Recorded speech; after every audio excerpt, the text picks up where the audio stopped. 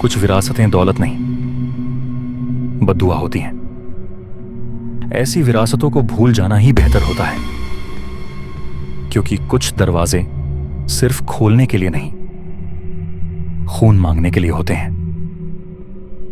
काली रात की खामोशी में एक पुरानी हवेली वीरान खड़ी है। वही हवेली जो अब एक मनहूस विरासत बन चुकी है, और हर रात उसके आसपास एक स्याह साया दिखाई देता है जो बरसों से सिर्फ इंतजार कर रहा है किसी के लौट आने का। नाज, जिसकी परवरिश इंग्लैंड में हुई, कुछ वक्त पहले उसके वालिद का इंतकाल हो गया। अब वो आ रही है इंडिया,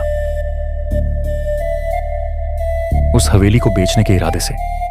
नाज के साथ है सिर्फ फरीदा बानो, एक खामोश समझदार औरत जिसका खानदान 200 साल से नाज के खानदान का वफादार रहा है।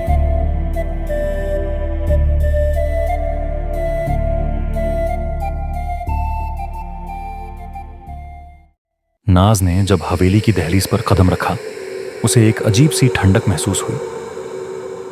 फरीदा बानो बस इतना बोली, यह जगह वक्त से आगे चलती है बेटी, संभल के। नाज खुश थी अपनी विरासत देखकर।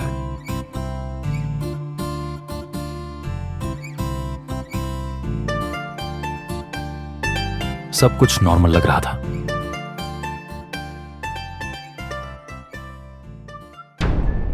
मगर पहली ही रात से कुछ गड़बड़ शुरू हो गई। कभी महसूस होता जैसे कोई पीछे खड़ा उसे देख रहा हो, और कभी खिड़की से आती धीमी सांसों की आवाज।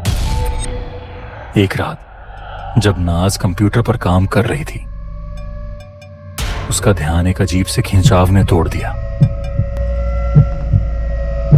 उसने मुड़कर खिड़की की तरफ देखा। नाज की रूह तक कांप गई। उसने चीखने की कोशिश की,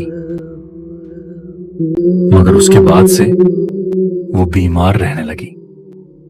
फरीदा ने देखा, नाज के बिस्तर पर मिट्टी थी, राख थी। एक रात उसने नाज को तो तहखाने के पास खड़ा देखा, होठों पर अजीब सी मुस्कान। फरीदा ने नाज को सब कुछ बताया। इस हवेली में एक रूह है, एक तांत्रिक जो लड़कियों पर काला जादू करता था। लोगों ने उसे जिंदा जला दिया, मगर उसकी रूह यहीं रह गई। फरीदा ने हवेली की पुरानी अलमारी से एक कागज निकाला और पेपर पर लिखे नंबर पर कॉल किया।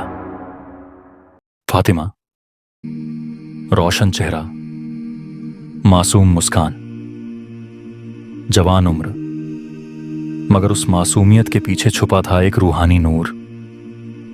छोटी सी उम्र में ही उसे गैबी इल्म हासिल हो चुका था।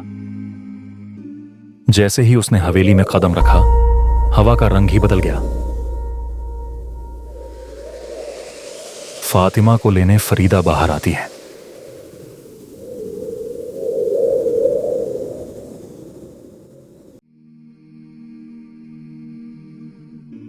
फातिमा नाज से प्यार से मिलती है।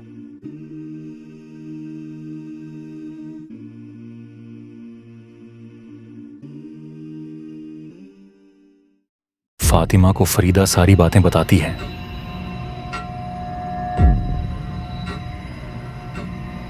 फातिमा हवेली का जायजा लेती है।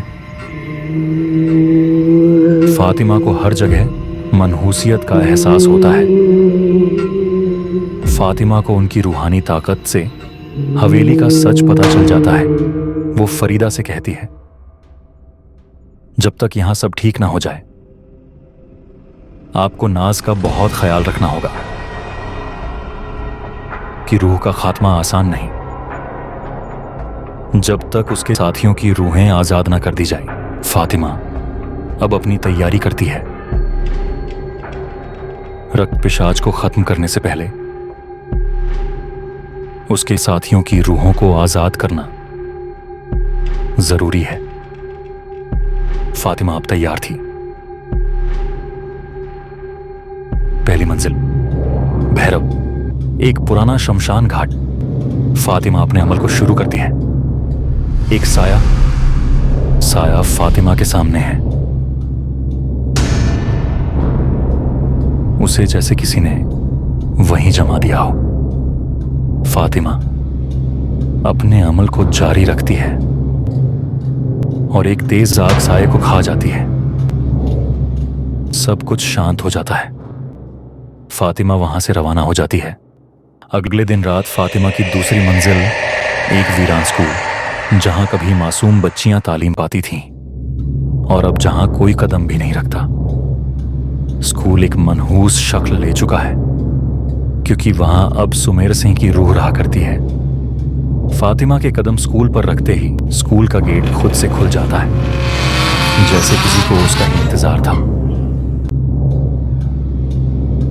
फातिमा स्कूल में उस जगह को तलाश करने लगती है जहां पर सुमेर सिंह को मारा गया था। एक पुराने रूम में फातिमा के कदम रुक जाते हैं। वहीं फातिमा अपने अमल को शुरू करती है। उसको अपनी दूसरी मंजिल मिल गई। एक तेज हवा और सामने थी सुमेर सिंह की रूह, सफेद लिबास में लिपटी एक गंदी रूह। फातिमा तेज आवाज में अमल करने लगती है।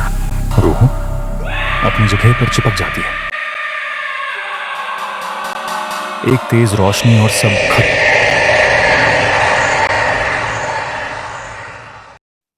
फातिमा स्कूल से हवेली की तरफ निकल जाती है।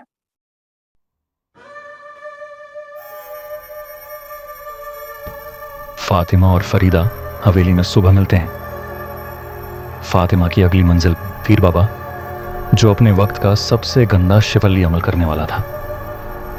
फरीदा से पता चलता है कि लोगों का कहना है उसकी रूह पास के कब्रिस्तान में सूखे हुए दरख्त पर है। फातिमा अपनी अगली मंजिल की तरफ निकल जाती है। अंधेरा, मनहूसियत, कब्रें, सन्नाटा, सब कुछ उस जगह के खौफ को बता रहा। फातिमा ने उस दरख्त के पास पहुंचकर अमल शुरू किया।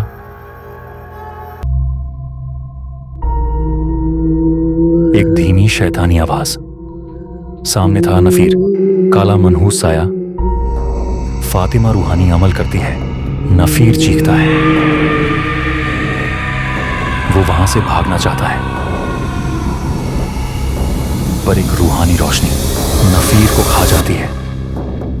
फातिमा ने एक और मंजिल पार कर ली थी। अब उसको नाज के लिए उम्मीद दिख रही थी। जैसे ही फातिमा हवेली पर कदम रखती है, फरीदा घबराई हुई उसके पास आती है। वो बताती है, नाज अजीब सी हरकत कर रही, जैसे उसको कुछ भी सुनाई नहीं दे रहा। उसके चेहरे पर अजीब सी हंसी है। फातिमा को एहसास हो गया कि रक्त पिशाच ने नाज को अपने काबू में कर लिया है।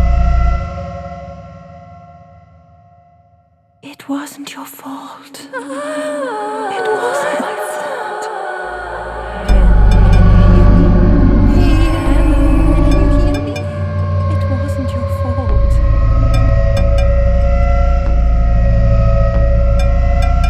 फातिमा नाज को देखकर तहखाने की तरफ जाती है। अब उनका सामना उस शैतान से था जिसने ना जाने कितनी मासूम बच्चियों की बलि दी होगी। तहखाने में अंधेरा, एक गंध जो इंसान को पागल कर दे। फातिमा ने अब उस शैतान को बुलाने के लिए अमल शुरू किए।